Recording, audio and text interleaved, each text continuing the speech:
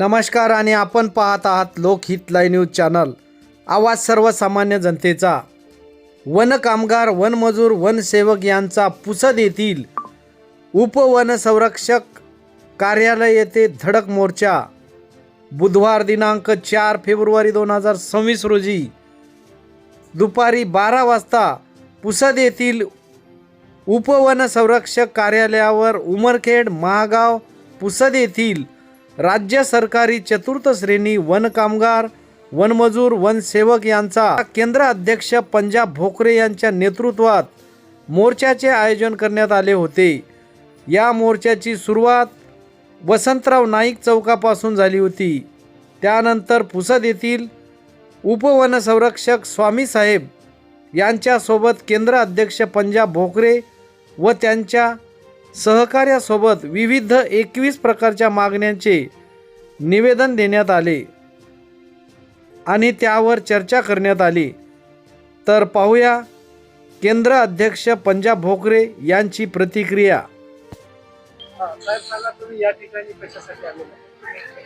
राज्य सरकारी चतुर्थ श्रेणी वन कर्मचारी वनसेवक संघ हा शासन मान्यता प्राप्त पूर्ण महाराष्ट्रामध्ये हा संघटनेचं कामकाज सुरू आहे।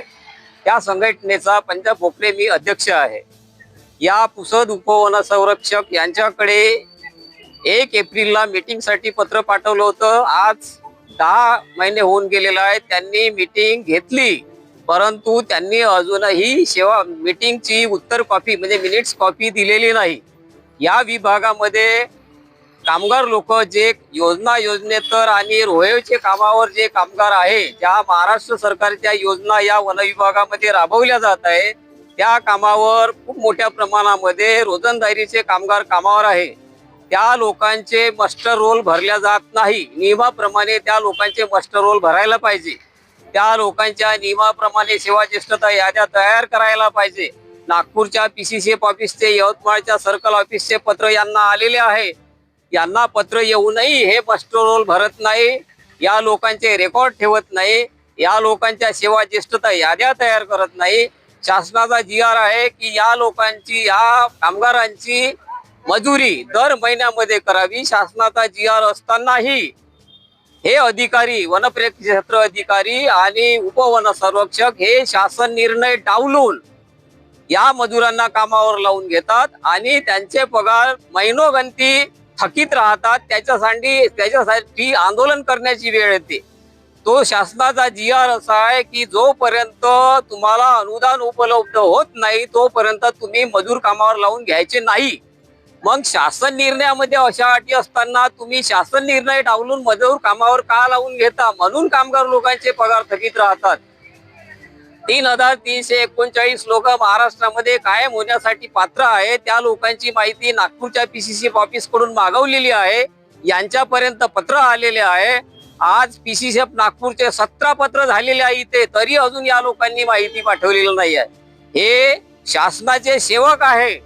आम्ही पण हे जेवढे आहे कामगार हेही शासनाची नोकरी करत आहे। जरी ते डेली वर्कर असले तरी ते शासनाची नोकरी करत आहे।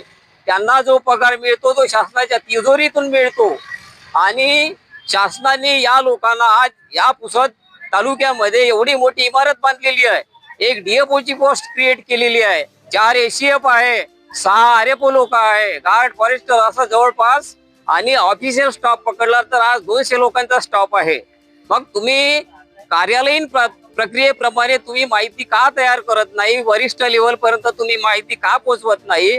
यवतमाळच्या DFO न सेवा ज्येष्ठता याद्या तयार करा, त्यांचे मास्टर रोल भरा असे त्यांनी आदेश काढलेले आहे।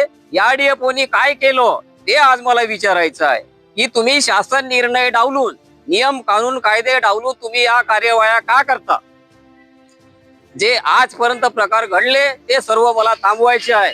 या लोकांवर अन्याय होत आहे। 8-8, 10-10 महिने पगार होत नाही। तुम्हाला गव्हर्नमेंटचे GR आहे की फंड आल्याशिवाय तुम्ही मजूर कामावर लावून नाही घ्यायचे। मग तुम्ही मजूर कामावर का लावून घेतले? 8-8, 10 महिने त्या लोकांचे पगार होत नाही। यांना घरदार प्रपंच नाही का? कार्यालयामध्ये बसलेले अधिकारी जे कर्मचारी आहे यांना घरदार प्रपंच नाही का? त्यांचे आपले पगार झाले पाहिजे। ते वेतनभोगी कर्मचारी आहे, त्यांचे हेड बनलेले आहे पगारांचे, म्हणून त्यांना अडचणी नाही. या लोकांचे पगाराचे हेड बनलेले नाही. योजनामध्ये पैसा येते आणि त्या योजना कामावर या लोकांना लावल्या जाते. कोणतीही महाराष्ट्र सरकारची जी योजना असते ती 5 वर्षाची योजना असते. त्या 5ही वर्षामध्ये कामगारांना कामं देण्यासाठी प्रोव्हिजन असते. सरकारकडून फंड येते. फक्त यांची कार्यालयीन प्रक्रिया आहे. यांचा उलट टपाली रिपोर्ट तिथपर्यंत जात नाही, म्हणून यांच्या पर्यंत फंड येण्यासाठी वेळ जाते. मग तुमच्याकडे फंड नाही तर मग तुम्ही मजूर कामावर का लावता? या लोकांनी काय करायचं? आज यांचं वय 50च्या पलीकडे गेलेलं आहे. 60 वर्षानंतर हा कामगार रिटायरमेंट होतो. 60 वर्ष झाल्यानंतर रिटायरमेंट झाल्यानंतर डेली वेजेसवर असताना त्याला ग्रॅच्युइटी देण्याचे सरकारचे नियम आहे. मग आजपर्यंत का नाही दिली? नुकसान भरपाई कायदा 1923चा नुकसान भरपाई कायदा आहे. जर कर्मचारी कामावर असताना त्याला जर काही दुखापत झाली, समजा त्याचा हात तुटला, पाय तुटला किंवा डोळा गेला किंवा मृत्यू पावला, तर त्याला नुकसान भरपाई देण्याचे कायद्यामध्ये प्रोव्हिजन आहे. त्याप्रमाणे हे प्रशासकीय अधिकारी अंमलबजावणी का करत नाही? सेवा ज्येष्ठता याद्या हा महत्वाचा मुद्दा आहे. 3339 लोकांची माहिती का पाठवल्या जात नाही? औद्योगिक विभाग अधिनियम 1947 या नियमामध्ये लिहिलेला आहे की कामगार कपात करावयाची असल्यास त्या कायद्याच्या पद्धतीप्रमाणे तुम्हाला कामगार कपात करावयाची आहे. परंतु तो कायदाही बाजूला करून हे लोक मनमानीपणाने मजुरांना कामावरून बंद करतात. त्याच कायद्यामध्ये दुसरी तरतूद आहे की जे ज्येष्ठ आहे, ज्यांच्या सेवा ज्येष्ठता यादीमध्ये नाव आहे, ज्यांनी 8, 10, 12 वर्ष नोकरी केलेली आहे, त्या लोकांना प्राधान्यानं कामावर लावून घ्या. त्या कायद्यामध्ये प्रोव्हिजन आहे. मग असे असतानाही या डिव्हिजन मधले आरएफओ लोक, डीएफओ लोक, एसीएफ लोक आपल्या मनमर्जीपणानं या लोकांना कामावर का बंद करतात? या लोकांना कायद्याच्या नियमाप्रमाणे यांना ज्येष्ठ असून कामावर का नाही घेत? माझे आज 21 विषय या डीएफओ कडे मी चर्चेसाठी ठेवलेले आहे. त्या 21 विषयावर उपवन संरक्षक यांनी मला सर्व